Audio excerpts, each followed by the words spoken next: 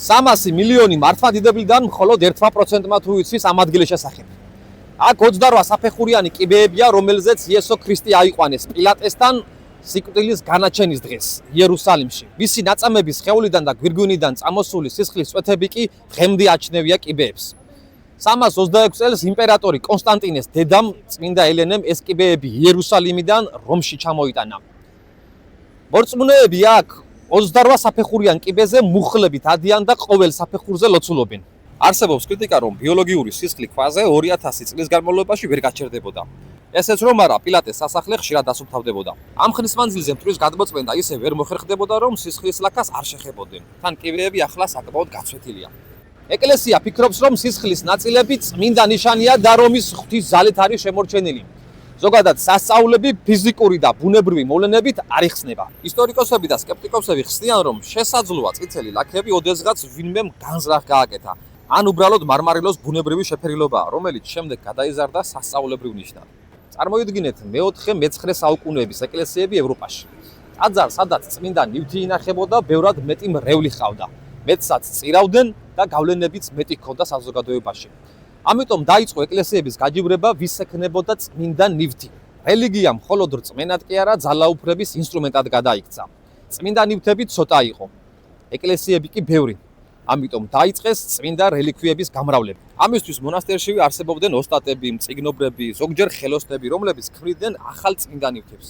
ისინი იყრევდნენ ძვლებს, ძველ ქსოვილებს და მათზე ქმნიდნენ ისტორიებს. ხშირად ლეგენდა უფრო საინტერესო და მნიშვნელოვანი იყო, ვიდრე თავად წმინდა ნივთი.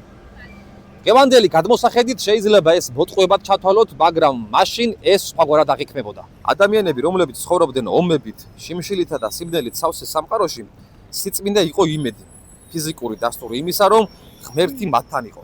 ადამიანები ამ ნივთებით, რწმენითა და ღმერთთან სიახლოვით იძლიერებდნენ შინაგან და სულიერ სამყაროს.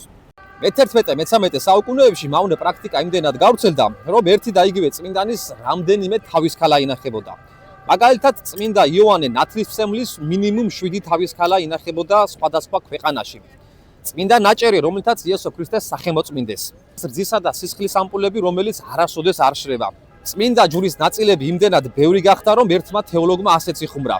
თუ ყველა ნაწილს შევაგროვებთ, თელ ტყეს მივიღებთო. შედეგად მღვდლები სახელმწიფოზე უფრო ძლიერ ძალად ჩამოყალიბდნენ. ფლობდნენ მიწებს, ეცვათ მდიდრულად, აგროვებდნენ გადასახადებს, ცხოვრობდნენ სასახლეებში. ვისაც ჰქონდა წმინდა ნივთი, მას ჰქონდა ხალხის რწმენაც. სადაც ხალხია, იქ ფულიცაა, სადაც ფულია, იქ ძალაუფლება. მაგრამ რაც უფრო მატულობდა სიმდიდრე, მით უფრო ikლებდა რწმენა. სწორედ აქ დაიწყო პირველი გარდატეხვა. გაჩნდა კითხვები ჯერ ბერებში, შემდეგ მწიგნობრებში და ბოლოს ხალხშიც. ეკლესია ამ პროტესტს ძალადობით პასუხობდა და ხალხის თვალში ისინი უფრო და უფრო უწმინდურად გამოიყურებოდნენ. საბოლოოდ ხალხს ყელში ამოუვიდა მდიდარი მღვდლები და ევროპამ დაიწყო რეფორმები. შორს რომ არ წავიდეთ, დავით აღმაშენებელმაც გასაოცარი სისასტიკის რეფორმები მოუვლინა მღვდლებს. ამის შემდეგ ხალხმა რწმენა ტაძრიდან გადაიტანა საკუთარ გულში. ყველამ დაიწყო ოჯახებში წმინდა კუთხის მოწყობა. სიწმინდე აღარ იყო ბაზრის საქონელი. ის უნდა გამხდარიყო რწმენის სიმბოლო. მრავალი რელიკვია გადავიდა მუზეუმში, როგორც ისტორიული ნივთი და არა ზებუნებრივი არტეფაქტი. ხალხი მიხვდა, რომ სიწმინდე არა გარეთ, არამედ შიგნით არის.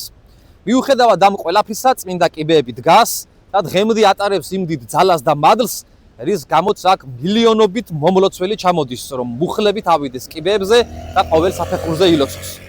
მორწმუნე აქ მოდის არა რწმენის მოსაპოვებლად, არამედ იმ სიწმინდის პატივსაცემად, რომლითაც უკვე გულით სწავს. დაიქნებ ეს არის ნამდვილი სასწაული, რომ საუკუნეების სიყალბის შემდეგ რწმენა მაინც სოციალია და ის არასოდეს გაქრა.